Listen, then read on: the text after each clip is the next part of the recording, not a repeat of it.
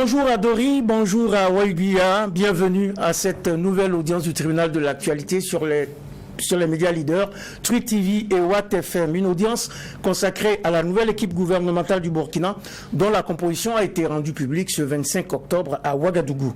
Appréciation autour de ce casting gouvernemental, mais aussi priorité et mission cardinale de cette équipe, menée par Apollinaire Joachimson, qui est l'homme de Tambela, porté à la primature. C'est le décryptage que vous propose aujourd'hui le Collège des juges du tribunal de l'actualité. Bonjour, juge Bernard Bougman. Bonjour, président Tomangui. Bonjour, juge Vaha. Bonjour, juge Ouedraogo. Bonjour, madame, monsieur. Bonjour, juge Bougman. Bonjour, juge Ouedraogo. Bonjour, président Tomangui. Bonjour, auditeurs et téléspectateurs. Président, bonjour. Juge Vaha, bonjour. Juge Bougman, bonjour. Auditrices, téléspectateurs, bonjour. Auditeurs et auditrices de la radio 100% urbaine Watt FM, téléspectateurs et téléspectatrices de la télévision interactive Truth TV, bonjour et bienvenue à la troisième audience du tribunal de l'actualité pour le compte de cette semaine. Une audience qui démarre, comme vous le savez si bien, avec les avant-propos des juges que je convoque à présent.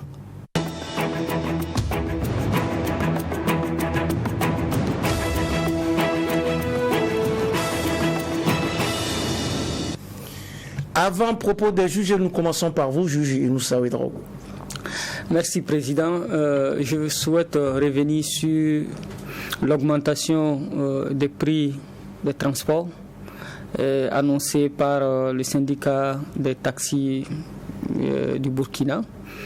On a vu qu'ils ont augmenté de 100 francs en indiquant que cela est lié à l'augmentation du prix du carburant.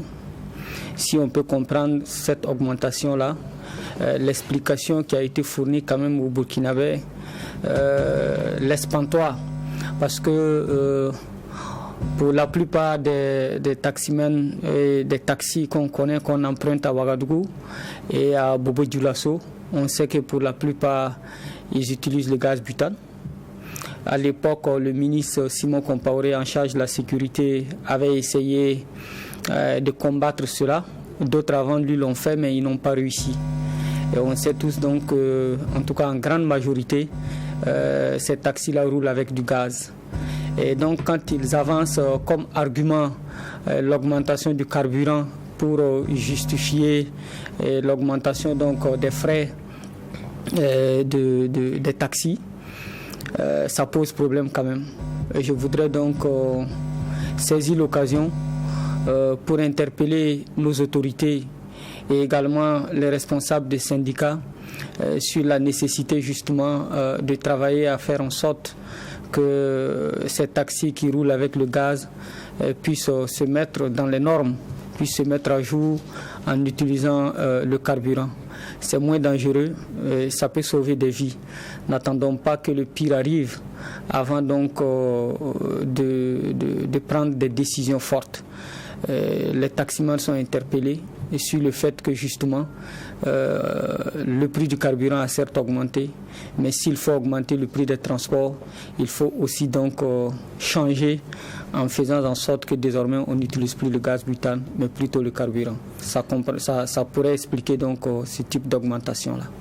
Il faut donc revoir cette question-là et aller dans le bon sens. Juge Bernard Bougman, quel est votre avant-propos aujourd'hui? Alors, deux avant-propos au niveau national et puis hors de nos frontières. D'abord, au niveau national, c'est ces images donc, de ce groupe musical burkinabé qui a raflé la mise au niveau du Brésil.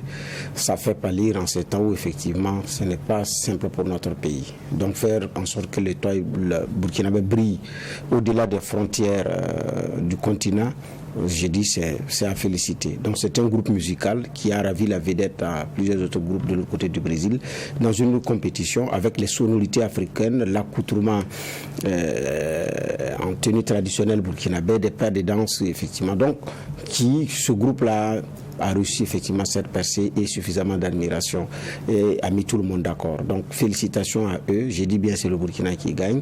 Portez haut notre étoile parce que les initiateurs disent que d'ailleurs c'est la toute première fois qu'un groupe musical burkinabé, africain y presse. Donc, mais c'est un coup de maître pour ce coup d'essai. Donc bravo à eux et vivement que sur d'autres fronts, l'étoile du Burkina puisse continuer de briller comme Israël Mano aussi l'a fait ce week-end. Deuxième avant-propos, c'est l'actuel président en exercice de la CEDEAO, Umaru Sissoco Embalo, en personne, qui est en Russie en visite, qui s'est entretenu avec Vladimir Poutine, et Vladimir Poutine qui loue 55 ans d'amitié, de coopération entre la Russie et la Guinée-Bissau. Dans le terme de la rencontre, il est prévu l'achat de frégates et d'hélicoptères russes, certainement pour les combats. Donc j'ai dit, le président en exercice qui parle également de la nécessité que Kiev et Moscou puissent s'entendre pour qu'il y ait la paix, mais en même temps c'est ça aussi la Russie. Donc Poutine est dans son opération séduction.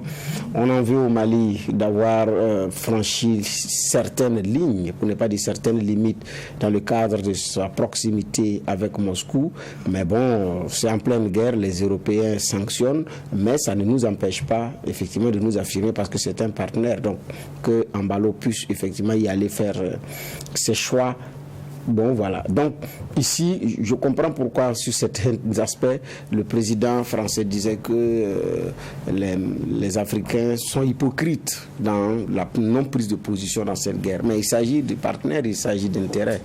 Voilà. Donc, je pense aussi que c'est cela. Donc, Embalo qui parlait de coopération, mais quand c'est le Mali, il y a des limites que le Mali a franchies. On dit qu'à Wagner, les Maliens disent qu'il n'y a pas, mais ça fâche tout le monde. Et on sait également quels sont les propos de certains chefs d'État de la CEDEAO également vis-à-vis du Mali. Mais est-ce qu'on peut empêcher un pays de faire des choix pour lui quand c'est des choix conséquents et assumés? Je ne sais pas. Tout va rester maintenant dans les conséquences du choix parce que quoi qu'il en soit, le choix, il a toujours des conséquences. Et c'est ce que j'avais comme avant-propos. Pour vous, on semble faire un deux poids, deux mesures de ce côté-là. Juge Geoffroy Vara, quel est votre avant-propos du jour? Merci, Président. Mon avant-propos sera dans la continuité de ce que j'ai fait hier concernant le Tchad. J'ai dit qu'il y avait une rencontre au niveau de la CEAC pour discuter du problème qui s'y est passé. Il y a en gros 5-6 jours maintenant. Et Idriss Déby Mahamat devrait être entendu sur la répression violente des manifestations contre son pouvoir. 50 morts, plus de 300 blessés, selon le bilan officiel. Officieusement, en tout cas, ça serait plus que cela, parce qu'il y a beaucoup d'autres organisations sérieuses qui donnent des bilans plus lourds. Et ce qu'on prévoyait hier, même en avant-propos, c'est ce qui s'est passé. Un véritable équilibrisme pour ce qui est de ces chefs d'État qui font partie de cette communauté. En définitive, ils ont désigné Félix Tshisekedi comme facilitateur dans cette crise avec 2 envoyés spéciaux. Félix Tshisekedi qui dans son discours parle d'abord d'un Tchad qu'il faut soutenir, qu'il faut accompagner, appelant l'ONU et l'Union africaine à rester derrière le Tchad avec un accompagnement sur le plan diplomatique, financier et tout dans ce qu'il est en train de traverser. Qui traite de malheureux ce qui est arrivé il y a en gros 5-6 jours et qui salue au passage le dialogue qui avait été initié, qui a permis d'avoir un genre de calme, en oubliant que c'est ce dialogue-là qui est le problème, puisque il fait de Idriss Déby Mahamat le président de la transition et celui qui en même temps pourra candidater pour les prochaines élections, ce qui en fait un boulevard. C'est ce que pose comme problème actuellement les Tchadiens. Donc ça, déjà il salue le processus et il dit que la rue est en train de fragiliser ces acquis-là. Mais la rue là, qui est là-bas? C'est quoi? C'est des... Excusez-moi du terme, c'est des chats, c'est des chiens, c'est des Tchadiens qui s'expriment. C'est des Tchadiens qui s'expriment. Et si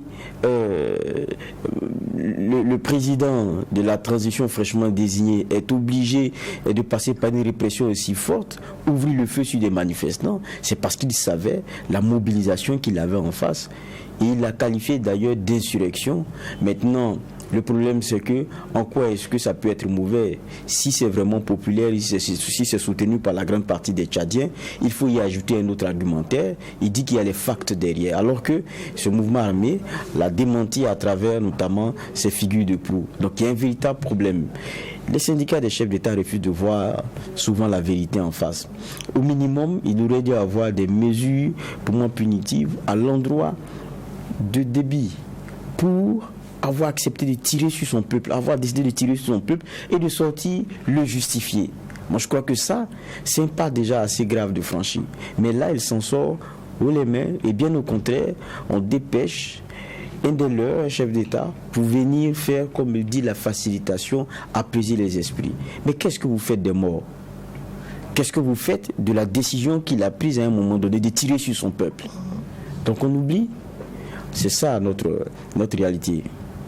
Et on se retrouve dans cette tristesse-là africaine, un peuple qui est toujours en froid avec des dirigeants qu'il n'a pas forcément choisi, mais qui par des process bien difficiles, on retrouve toujours ces derniers-là qui ne sont pas forcément les meilleurs à la tête des pays. On trouve toujours ces derniers qui ne sont pas les meilleurs à la tête de nos États. Il faut que cela cesse, surtout cette tuerie. C'était la séquence avant-propos des juges du tribunal de l'actualité qui s'intéresse aujourd'hui à la composition ainsi qu'aux priorités du nouveau gouvernement du Burkina. Alors, on l'attendait et on comptait les heures. Cette fois, ça y est, la composition du gouvernement est connue. Une équipe de 23 portefeuilles avec 5 femmes, 2 ministres d'État et 3 ministres délégués. Bernard Bougma, quelles sont vos premières appréciations sur ce casting gouvernemental?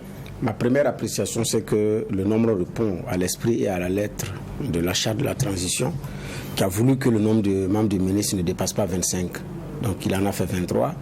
Et donc là, ça respecte les dispositions de la charte. Ça respecte également la parole donnée par le Premier ministre en personne d'ailleurs, qui ne voulait pas aussi plus que cela. Et donc l'autre aspect, c'est qu'il y a des compétences qui ont aussi été reconduites, je pense que, et qui ont été soit reconduites, ou d'autres ont été maintenant montées voilà, au niveau du gouvernement. Certains maîtrisaient déjà ces dossiers-là. L'autre regard, c'est qu'il y a une sorte de continuité aussi avec le MPSR 1 quand on tient compte de ceux qui sont restés, qui sont au nombre de 5 et pour certains sont à des postes de responsabilité stratégique. Deuxième regard, le troisième, c'est aussi des gens qui avaient fait une progression dans une certaine logique et qui ont commencé à maîtriser leur dossier. Donc, il y en a 2 que je connais. Yacouba Dié, qui a été secrétaire permanent à l'habitat, qui a été secrétaire général du ministère et qui est passé ministre. La deuxième personne, c'est celui qui s'occupait des BVDP, donc qui est ministre de la Sécurité, qui a été gouverneur en temps, qui est allé s'occuper d'ailleurs de ces mêmes BVDP là comme commandant. BVDP, c'est la brigade de veille pour la défense de la patrie. La défense de la patrie. Voilà, donc ça. On disait d'ailleurs qu'il avait fait l'Algérie pour regarder un peu comment ça marchait là-bas pour l'implication des populations.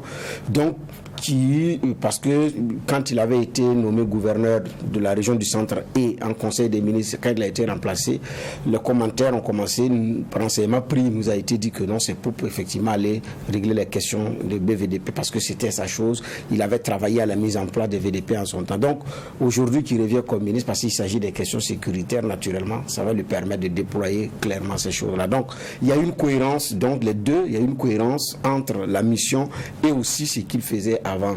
Donc c'est ce que je note. Il y a aussi des férus de l'administration burkinabé. Ils ont été des administrateurs bons comme celle qui s'occupe de la question de la réconciliation, Nandi Somé, qui est passé au commissaire SG et puis gouverneur de région. Donc ça c'est sur les questions de fonctionnement administratif. Voilà, donc à chaud, c'est ce que je pourrais dire, mais il y a des reconductions surprises également. On va revenir donc sur ces aspects-là. Juge Geoffroy Vara, vos premières appréciations à la lecture, donc par rapport à la composition de ce gouvernement qu'on attendait beaucoup. Oui, qui était attendu. Et quand on regarde, on se rend compte qu'il y a un genre de continuité avec quelques changements, parce que 5 ministres qui sont restés, et quand vous regardez Bassolman Bazé, qui en plus de rester à son poste, quand même se voit, on va dire, maintenant ministre d'État. Ça veut dire la confiance qui lui est renouvelée, et pas que ce soit identique mais plutôt renforcé. Donc pour moi ça aussi c'est un message. Il y a beaucoup qui ont un peu critiqué dès l'annonce du renouvellement de confiance en la ministre des Affaires étrangères, en la personne d'Olivier Rouamba. Moi je n'ai pas trop compris, parce que sur le plan de la diplomatie, il faut dire que le Burkina a quand même bien manœuvré depuis les sanctions principiennes, depuis les sanctions principiennes de la CEDEAO jusqu'à aujourd'hui. Les autres pays ont connu ont des fortunes bien moins meilleures que les nôtres. Donc il y a quand même une diplomatie qui a fonctionné. Maintenant peut-être que c'est quelqu'un qui dans la prise de parole ne convainc pas, ou qui dans ses sorties ne rassure pas, mais je pense que la diplomatie c'est moins le verbe plutôt que l'action sous cap. Maintenant, est-ce que c'est les postures et les schémas du Burkina qui ont aidé à l'allègement ou à un regard plus on va dire plus bienveillant de la part de la communauté internationale, ou aussi peut-être la rupture de banc voulue par des pays comme le Mali ou la Guinée? C'est des lectures qu'on pourrait avoir, mais bon, qu'à cela ne tienne, il y en a en tout cas qui ne comprennent pas, mais on est tous d'accord qu'en matière de prise de parole et certains d'autres éléments en termes de sortie, il y a un travail qu'elle doit faire. Ça c'est une réalité, on l'a vu avec des visites ici, même de simples communiqués à l'île, ça n'a pas été simple. Donc pour moi, c'est normal que certains aient cette perception-là, mais si on veut aller sur ce que notre diplomatie a glané, je pense que ça sera difficile d'avoir un regard tout autre. Maintenant, comme je dis, il y a 5 quand même qui sont maintenus, c'est le quart, non? Quand vous regardez, c'est-à-dire 5 sur 20, c'est quand même le cas. Je pense que ça, c'est un message fort. Du MPSR 1 au MPSR 2, on n'est pas dans un changement à comment dire cela, à 360 degrés. C'est pas de ça qu'il s'agit. Il y a un genre de réajustement, mais on peut dire qu'il est quand même majeur. Et il y a ces ministères aussi qui ont été créés. Quand vous regardez, c'est des ministères qui sont quand même assez, qui deviennent des super ministères. Il y a comme le ministère de la Femme, voilà, celui de la femme par exemple, qui englobe la réconciliation nationale. Voilà, vous regardez le ministère de la, qui revient, celui qui échoue à Nandi Souméné Diallo, c'est le ministère de la solidarité, de l'action humanitaire, de la réconciliation nationale, du genre et de la famille. En fait, quand vous regardez, c'est la question de réconciliation nationale qui vient y être imbriquée. Moi, j'ai l'impression que c'est quelque chose qu'on est en train de diluer. Et ça note aussi des priorités qu'on y met.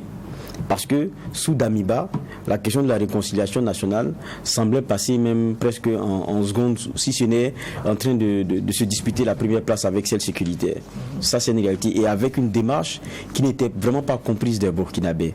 Aujourd'hui, on vient diluer la réconciliation nationale dans la solidarité, l'action humanitaire, le genre et la famille, sachant que la question humanitaire est le deuxième point important dans ce qui est stratifié comme objectif pour ce qui est de la transition. Ça vient juste après l'aspect sécuritaire. Donc ça veut dire que le ministère dont hérite Dame Sommet aura, en tout cas en termes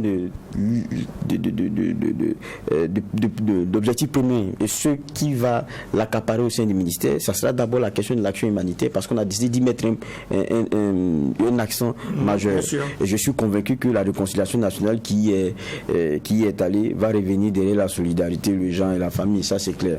Mais je pense que ça c'est un cap aussi qu'il faut forcément bien regarder. Maintenant le reste, quand on regarde au-delà au regard des ministères et des personnes qui sont nommées, vous regardez les CV, c'est vraiment des personnes qui sont, on va dire, des technocrates, parce que leur CV justifie.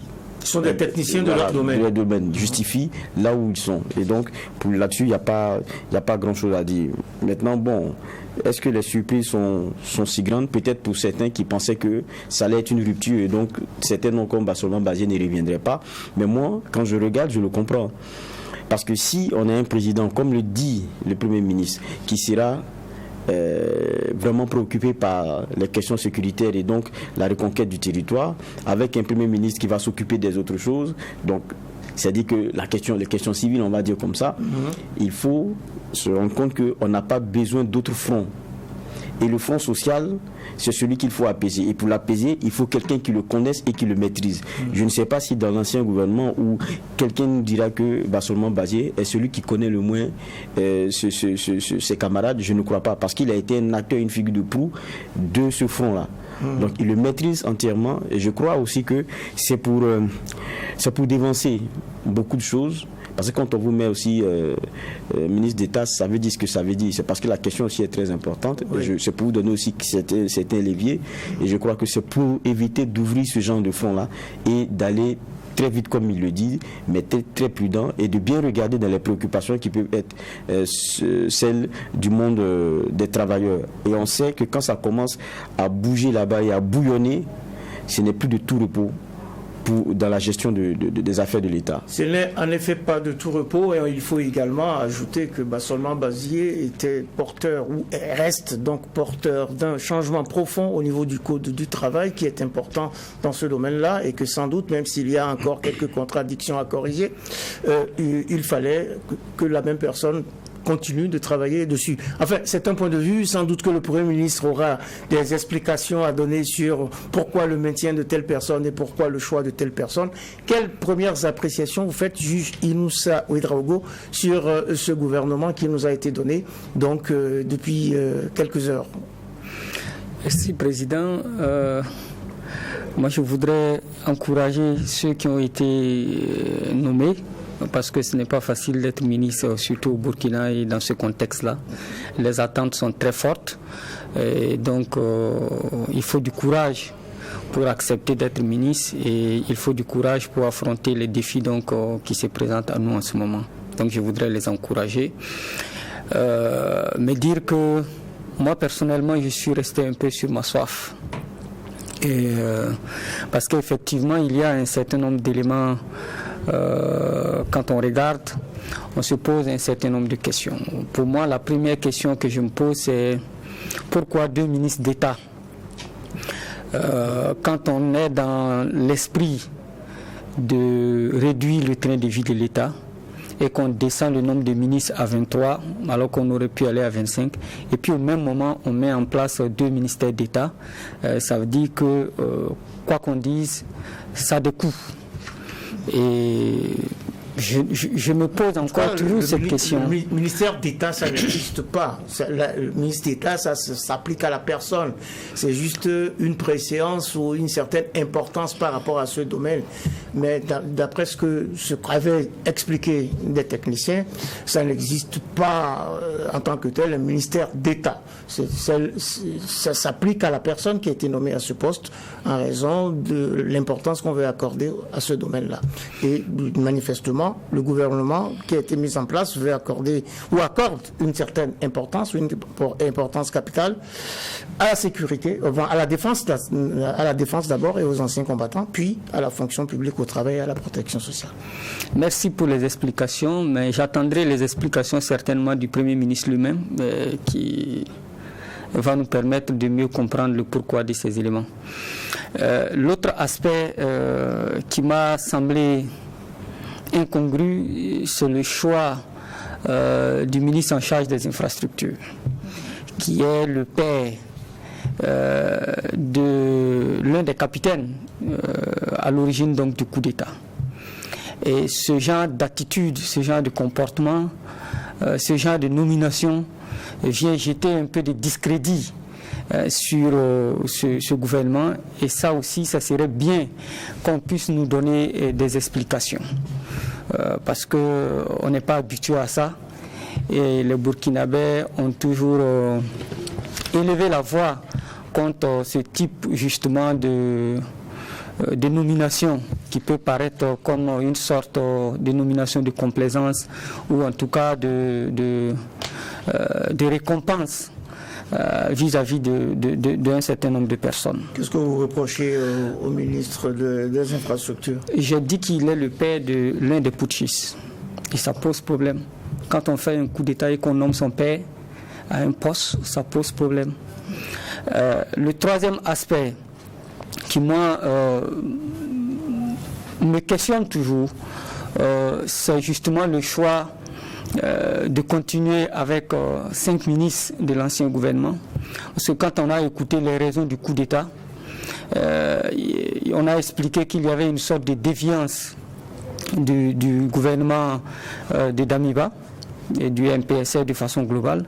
Même si c'est le MPSR qui continue, moi personnellement, je m'attendais quand même à ce qu'il y ait une rupture avec les anciens membres du gouvernement. Surtout que les membres de ce gouvernement-là avaient posé un certain nombre d'actes qui avaient été décriés par les Burkinabés et qui sont restés de marbre, qui sont restés en tout cas insensibles aux cris de cœur que les Burkinabés avaient lancés. Donc je ne m'explique pas pourquoi ces personnes-là qui étaient dans l'ancien gouvernement, qui avait été décrié, se retrouvent à nouveau. C'est comme si on faisait, je ne sais pas, l'insurrection populaire et qu'après on ramène encore des membres d'un même gouvernement qu'on a décrié. Moi, ça me pose problème. Pas que ces personnes ne sont pas compétentes, loin de moi cette idée, mais il y a une sorte de questions morales qui font que quand on a accepté un certain nombre de faits, quand on n'a pas bronché, quand il y a eu un certain nombre d'actes posés, après on se retrouve illégitime pour poursuivre un certain nombre de discussions ou pour occuper un certain nombre de postes. Voilà. L'autre élément, le ministère des Affaires étrangères, ça veut dire que j'ai cru comprendre lorsque le président Damiba est allé à Manhattan, en tout cas est allé à Washington pour son discours, il y a un certain nombre... À New York. À New York, merci. Il y a un certain nombre de problèmes qui ont été posés, notamment sur les questions diplomatiques. Et donc moi, je ne m'attendais pas encore à voir la ministre des Affaires étrangères qui avait également été décriée sur un certain nombre de questions, se retrouver encore dans ce gouvernement. Ça veut dire aussi qu'on ne remet pas en cause la posture diplomatique du MPSR 1. Or, il y a effectivement un certain nombre d'éléments qui étaient mis sur la table de discussion et qui avaient tendance à remettre en cause justement les choix diplomatiques du Burkina sous le MPSR 1. Donc voilà un certain nombre d'éléments qui moi me questionne et qui m'amène à me poser la question de savoir si ce gouvernement a été formé véritablement avec le Premier ministre. Parce que le Premier ministre... C'est sur proposition du Premier ministre, c'est ce qu'on nous a dit. Oui, c'est ce que voilà pourquoi je pose la question. Est-ce que c'est vraiment le Premier ministre qui a proposé tous ces gens? Le Premier ministre Kielem avait indiqué que Bassolma était excité, Bassolma et pas suffisamment. Bassolma Bazié était excité, pas suffisamment mature, etc., etc. Donc je suis surpris, quand même, de le revoir à la tête du ministère de la fonction publique et d'être bombardé ministre d'État. Est-ce que c'est vraiment Maître Kielem qui a reconduit Bassolma Bazié? Ça, ce sont des questions vraiment qu'on se pose. Et beaucoup ont pensé à un moment donné que Bassolma et le Premier ministre Maître Kielem de Tambela, étant sankariste, étant proche donc des idéaux de Sankara, allait former un gouvernement, en tout cas, qui contient des sankaristes. Moi, je n'en ai pas vu. Peut-être qu'il y en a, mais je n'en connais pas. Et donc, tous ces éléments mis dans la balance m'amènent à me poser un certain nombre de questions. Mais comme je l'ai dit, peut-être que le jour à venir, le Premier ministre lui-même nous donnera de plus amples explications sur l'ensemble de ces éléments. On attendra donc les avis et les appréciations, les éclairages du nouveau Premier ministre du Burkina, dont on a appris d'ailleurs à travers ce décret que son prénom Joachim Joachim, c'est dit plutôt Joachimson, hein, Apollinaire Joachimson, Kielem de Tambela. Vous aussi, vous avez eu cette impression qu'il n'a pas participé à la proposition des membres du gouvernement. Rapidement, pour qu'on parle aussi du nombre de femmes qui a été retenues dans ce cabinet, ou dans cette équipe gouvernementale. Même s'il a participé, certainement certains n'ont pas été validés par lui ou choisis par lui. Voilà, donc peut-être qu'il a eu aussi l'opportunité de dire je vais un tel, je vais X ou Y dans ce gouvernement.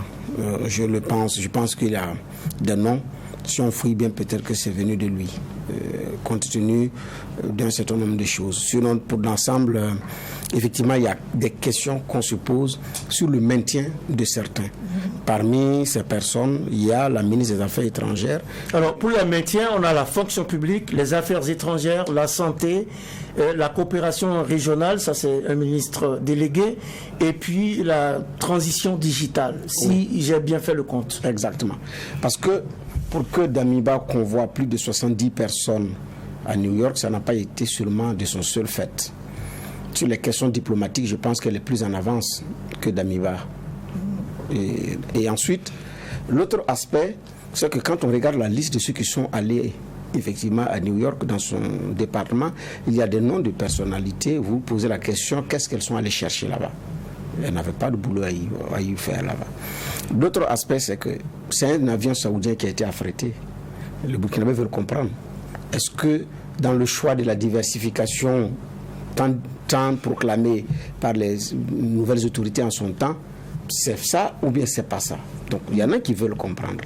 L'autre aspect, ce sont ces nominations suffisamment suspectes qui n'ont pas respecté également les principes sacrés de l'administration burkinabé. Vous ne pouvez pas nommer des cadres supérieurs par arrêté, c'est par décret. En ambassade. Donc on l'a vu sous son magistère. Pourquoi? Donc, et l'affaire de l'ambassade du Canada, qui continue de défrayer la chronique parce que des gens ont invoqué même de l'appartenance de la même religion pour un certain nombre de choses. Où un professeur d'université se retrouve être employé domestique dans comment on appelle ça, domicile privé. Donc il y a beaucoup de problèmes. Voilà. Donc il y a des questions que le Burkinabé qui attendent réponse. Est-ce qu'elle va nous les donner? On a un droit d'attendre et d'obtenir les réponses. Et là, effectivement, sur les différents problèmes que vous soulevez. Oui, si on vient pour faire autrement et qu'on ne l'a pas fait et qu'on vous reconduit, est-ce que c'est pour reproduire les mêmes choses ou bien c'est pour rectifier les tirs ou bien pour mettre de l'ordre dans ce que vous aviez créé déjà? Voilà. Donc, sur cette base, pour un premier ministre qui se réclame rigoureux, sankariste, effectivement, on est en droit de se poser des questions. Pourquoi? On est en droit de se poser des questions. Donc ça, c'est la question, comment on appelle ça, fondamentale. Sinon, pour le maintien de certains qui sont des techniciens dans leur domaine, bon, je n'ai pas trop commenté. Mais j'ai dit sur les deux là, voilà. Bon. Mais pour baser Bassolma, bon, ce qui a dit, c'est que il est apprécié par le chef de l'État.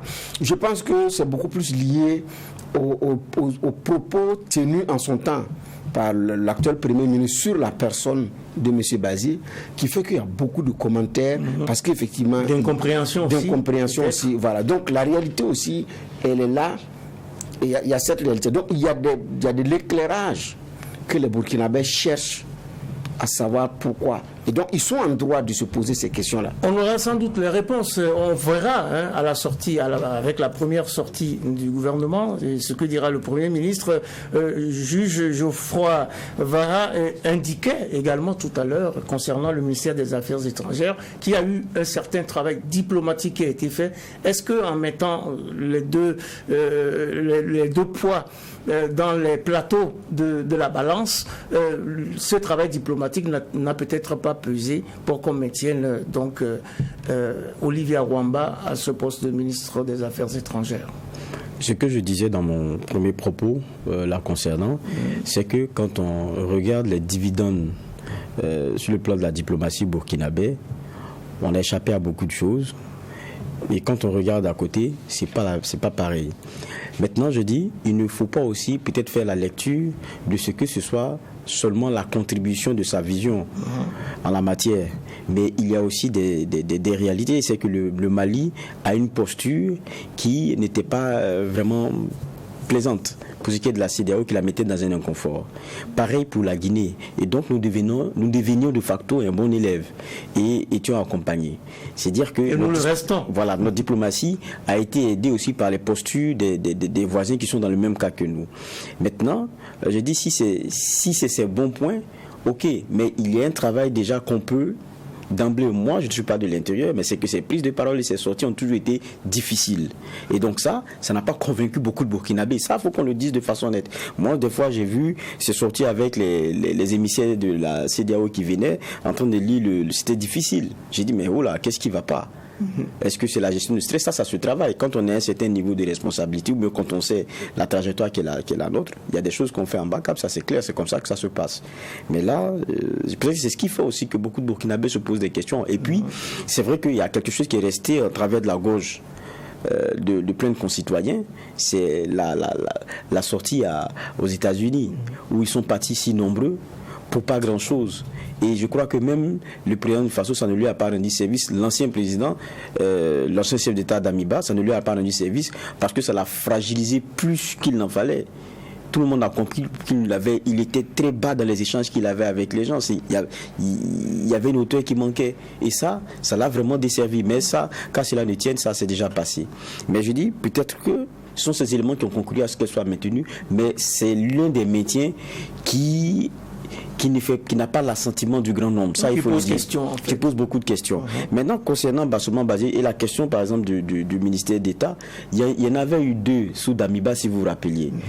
Les deux ministres d'État sous Damiba, c'était sécurité, c'était défense, je crois, et puis c'était la solidarité, comment on appelle ça, la réconciliation nationale. La réconciliation nationale. Donc, j'ai dit, ça donnait la cohésion déjà, sociale et la réconciliation nationale. Ça donnait déjà les priorités et l'ordre des priorités que l'on mettait. Et la preuve, c'est que les deux commençaient à se chevaucher, tant et si bien qu'on a oublié le front pour tenter de faire venir certaines personnes et ça a posé problème.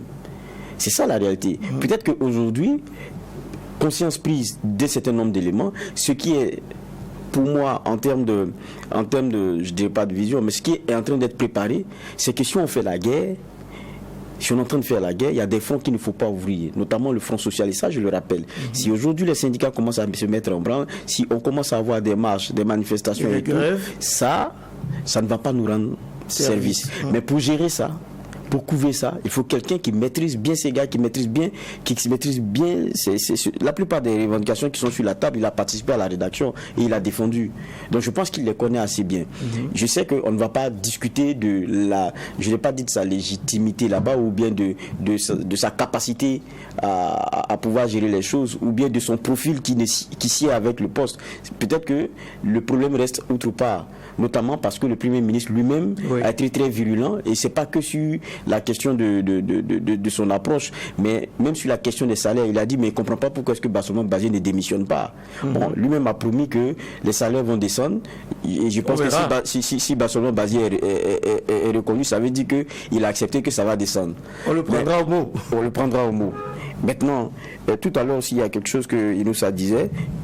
Il est surpris de ce que, par exemple, pour un sankariste, Bontin, connu et affirmé qu'est le Premier ministre, on ne voit pas dans le gouvernement ces sankaristes, ceux qui sont le profil sankariste qui pouvaient l'accompagner. C'est vrai que c'est une lecture qu'on pourrait faire, mais je pense qu'aujourd'hui c'est une inspiration. Il dit qu'on ne peut pas développer le Burkina en dehors de la vision de Sankara. C'est ce qu'il disait dans une approche passée, dans une interview passée. Et récente d'ailleurs. Mais pour moi, si on veut, on peut extrapoler les choses. On va dire quand on parle de sankarisme, il y a quelqu'un qui était à côté de lui, qui était de toutes les luttes avec lui, c'était Blaise Compaoré. Ça ne l'a pas empêché de prendre des décisions comme il voulait, de faire différemment. Ils ont écrit beaucoup de choses ensemble, ils ont pensé beaucoup de choses ensemble, peut-être même qu'ils ne les ont pas partagées. Et puis aujourd'hui, on sait aussi, quand on dit sankariste, c'est quel thé on met dedans. C'est la coloration politique pour ceux qui ont du mal à s'entendre. Ou bien c'est qui va représenter ce visage-là. Pour moi, c'est d'abord une vision, c'est une façon de voir, c'est une façon d'être. Maintenant que certains peuvent incarner et qui, si la vision est vraiment celle du Premier ministre et que c'est ce dans quoi il va, il verra. Je pense que le choix des hommes, il verra avec les profils, peut-être ceux qui seront changés par après, mais je ne pense pas que ce soit que parce qu'on soit sankariste qu'on va vous appeler. Je pense que ça, c'est se tromper. Sans compter qu'on peut s'afficher ou se déclarer sankariste et ne pas agir en tant que tel, alors qu'on peut ne rien dire du tout de tout cela et être un sankariste dans l'âme. Parlons très rapidement donc des femmes de ce gouvernement. Il y en a 5 au final sur 23 portefeuilles. On a vu récemment des femmes donc s'élever contre le fait qu'elles ne sont pas suffisamment représentées dans les instances de décision, et c'est elle-même un appel du pied au gouvernement qui était en formation pour qu'elle soit mieux représentée. Elle réclamait même la parité. On est loin du compte. Mais aujourd'hui, elles héritent de 5 portefeuilles: les affaires étrangères, la justice, la solidarité, le genre et la famille, la transition digitale, les postes et les communications, et enfin le budget. Alors, qu'est-ce que vous pouvez dire sur cette représentativité des femmes au sein du gouvernement du Premier ministre Apollinaire Kyelem de Tambela? En tout cas, il n'a pas fait mieux que les autres gouvernements précédents. Il n'a pas fait mieux aussi que, je vais dire, en tout cas, 5 femmes, c'est peu. J'ai vu déjà des gens qui disent qu'il n'a pas fait comme Sankara. Oh, je ne sais pas, mais en tout cas, 5 femmes, à mon avis, c'est peu. Mais j'espère que là aussi, il va nous donner des explications, parce qu'on avait vu par le passé le Premier ministre Dabiré indiquer que souvent c'est très difficile de trouver les femmes. Est-ce que ça a été le cas pour Maître de Tambela? Je ne sais pas. Mais en tout cas, je pense que nous pouvons faire encore plus d'efforts de valorisation des femmes compétentes, qui ont des choses à donner, qui ont des choses à partager, qui peuvent contribuer également au développement du Burkina Faso. En plus de ça, je voudrais ajouter un élément quand même sur le ministère de la Défense. Très rapidement, parce qu'il faut quand même qu'on parle des priorités de cette équipe maintenant, des travaux d'Hercule qui attendent ce gouvernement. Il faut qu'on le dise rapidement. Donc, il a été nommé à ce poste-là le colonel-major Kassoum Koulibaly, qui est un parfait inconnu, en tout cas de l'opinion publique. Il m'est revenu qu'il était au Nigeria. Il y est resté pratiquement 5 ans. Ça veut dire quand même qu'il y a un peu de déconnexion vis-à-vis de ce que nous vivons, même si on sait tous que c'est le terrorisme et qu'il faut lutter pour la sécurité des Burkinabés. Mais moi, je me questionne aussi et je mets des réserves. Quand quelqu'un est loin, quand on va chercher généralement les oiseaux rares, après, c'est difficile parce qu'il faut redécouvrir l'environnement, il faut prendre le temps de mieux connaître les acteurs, etc. Et ça peut paraître difficile alors que le président avait indiqué qu'il avait besoin qu'on aille vite. Et donc, moi, ça m'a interrogé parce que quand on est dans la guerre et qu'on va prendre quelqu'un, c'est vrai, c'est un Burkinabé, il peut apporter sa contribution, mais je me demande si justement le fait qu'il ait été loin pendant quelque temps ne sera pas justement son talon d'Achille. Mais dans tous les cas, comme je l'avais dit, nous souhaitons tous qu'ils puissent réussir leur mission. Et donc on le jugera sur le terrain. Oui, rapidement sur les femmes, très rapidement. Bon, moi, il y a une certaine façon de voir les choses que je ne partage pas, personnellement, parce que ce n'est pas parce qu'on aurait un gouvernement paritaire que la femme burkinabé pourrait être affranchie d'un certain nombre de chaînes. Ça, c'est juste peut-être un symbole populaire parfois à des partenaires. Je dis parfois. Et donc, ici, c'est de faire un effort immense pour que le travail, la prise de conscience, l'élévation du niveau de conscience de la femme et de l'homme sur un certain nombre des enjeux du développement soit prise en compte. Ça, c'est très important. En ce moment, beaucoup d'actes et de symboles forts comme Sankara l'avait fait avec l'ancienne ministre de la Justice sous la transition, Joséphine Ouédraogo, quand elle s'occupait du ministère de la promotion de la femme.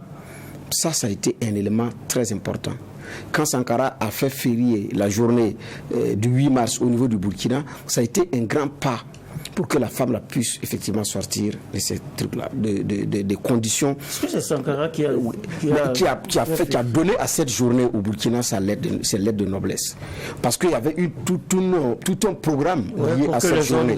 Voilà, donc, il n'a pas créé la journée, il n'a pas été le premier, il a donné à cette journée un caractère véritable, un caractère sensé. Aux hommes de toucher du doigt la réalité des femmes. Exactement. Et donc, quand une travailleuse de sexe ou se vient à la tribune pour pouvoir témoigner et pour faire en sorte que dans les débits de boissons, leurs conditions de vie et de travail soient améliorées, et que pour qu'elles ne se livrent pas à la prostitution tout en étant serveuses, ça c'était un effort immense.